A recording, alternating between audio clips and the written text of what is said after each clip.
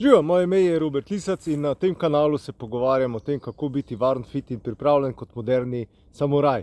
Danes se bomo poglobili v udarce z dlanjo. Torej, poznamo jih cel kup, malo kasneje bom tudi pokazal, katere. In za začetek bi sploh povedal, kdaj jih uporabljamo.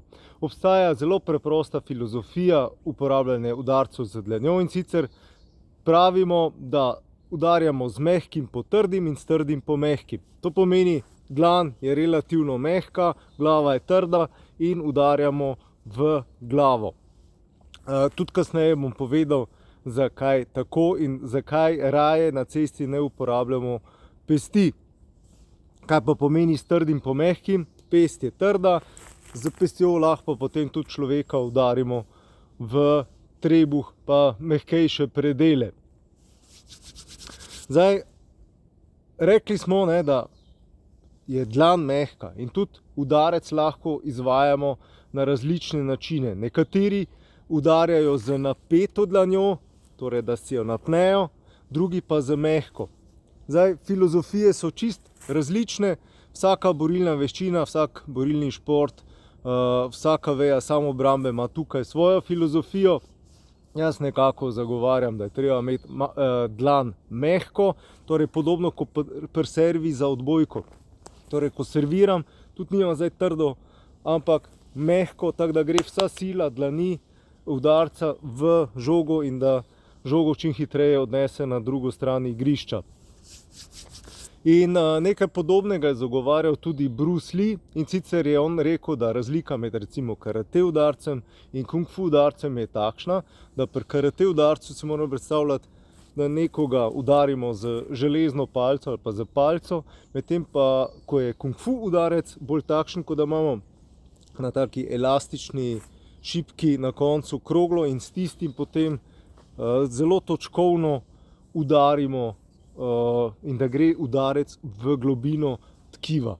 Torej, prvi udarec, karate udarec, bolj lomi kosti, drugi pa povzroča bolj notranje krvavitve, če temu lahko verjamemo. Torej, zdaj tako, ta udarec je res lahko kar močen. Zdaj, naredite lahko enostavni preizkus. Lahko napnete roko in udarite človeka, ki vam drži roko, dlan, z napeto dlanjo ali pa ga udarite z čist mehko, kot da je cotasta, mokra brisača in boste ugotovili, da dosti bolj zapeče pri drugi varianti. To je samo tak. Še enkrat, ne sodim udarcev, torej borilnih veščin po njihovi izvedbi udarca z dlanjo. Eni pač uporabljajo napeto varianto, drugi mehko. Meni je pač bolj pri srcu tale mehka zadeva, ker mehko ni šibko. Kaj še? Torej, obstajajo različni udarci z dlanjo, torej lahko udarimo naprej, tako da gledajo prsti navzgor, lahko tudi, da gledajo prsti na stran. Kdaj pride bolj tole v poštev, kadar udarjamo v čeljust, lahko v čeljust tudi navzgor, brado takole, ampak boste ugotovili, da zelo lepo paše dlan tudi takle na čeljust. Potem obstaja tudi en udarec z dlanjo, ki je tudi udarec z dlanjo, ampak ga poimenujemo drugače, in sicer je to klofuta. Ker klofuta, če jo dobro udariš, boli ko svinja in je tudi ima knockout potencial. Kam pa udarjaš človeka, je tule nekje na tale rob tukaj. Če ne verjamete, pojdite pogledat na YouTubeu, ko imajo tale tekmovanja v klofutanju, kako potem kar redno skupaj padejo ali pa so nokautirani. Tako da to je definitivno močen udarec in ga lahko uporabljate tudi iz ograjce. Ograjca, če tega videa niste pogledali, si pejte nazaj pogledati, ker iz ograjce pa štartamo. In zaradi tega se tudi pogovarjamo sploh o udarcu z dlanjo. Ograjca je defenzivna borbena stoja, ki je zakamuflirana in iz te stoje lahko deeskaliramo situacijo, ki grozi, da bi z verbalnega preskočila na fizično raven in če je treba, pa če to ni možno, lahko iz tega potem tudi reagiramo, se pokrivamo ali pa napademo. In ograjca je kot za nalašč za to, ker že imamo dlani pripravljene in jih moramo samo še stegniti. Kaj še? Tam da vidim tule naplonkec. Aha, seveda obstaja tudi udarec dlanjo v jajca, torej se sam znižam in udarim niže dol z izkorakom levo ali pa desno. Tudi to je opcija in se spomnim tukaj mojega učitelja karateja, Begota, ki je razlagal, ko obstaja pri karateju udarec v jajca in potem je rekel čupaš. No, ne vem, če lahko tako daleč čupaš, ampak boli pa sigurno. Evo, zdaj takle.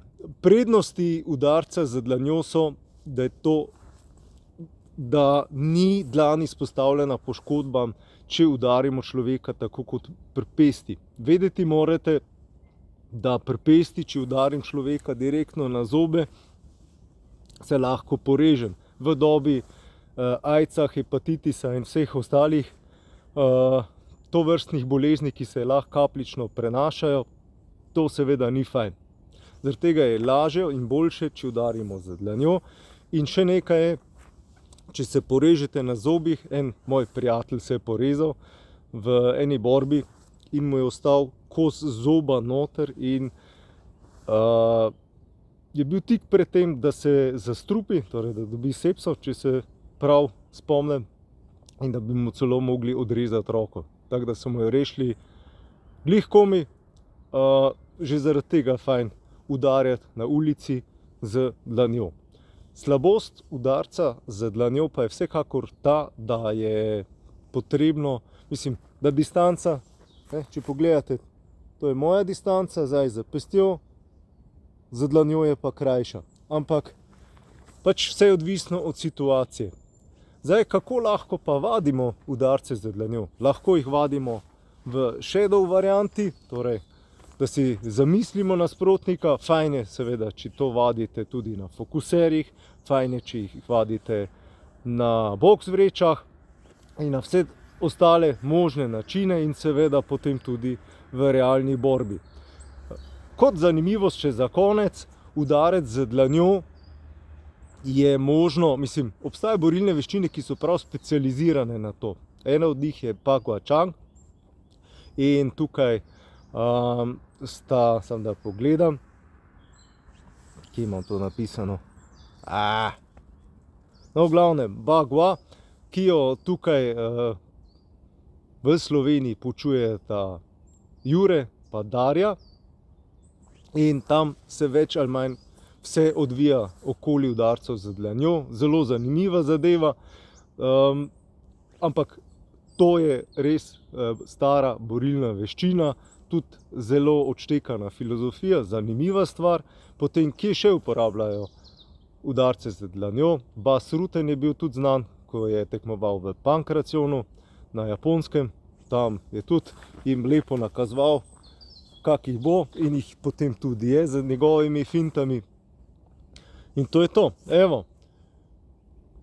Poglejte si, če še niste videli, video o ograjci, torej za kamuflirani borbeni stoj, ki jo uporabljamo preden izbruhne nek konflikt in z katero se tudi dokaj dobro lahko zaščitite.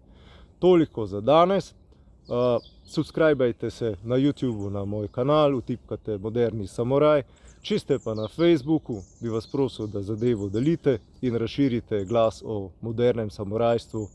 Toliko za danes. Čau.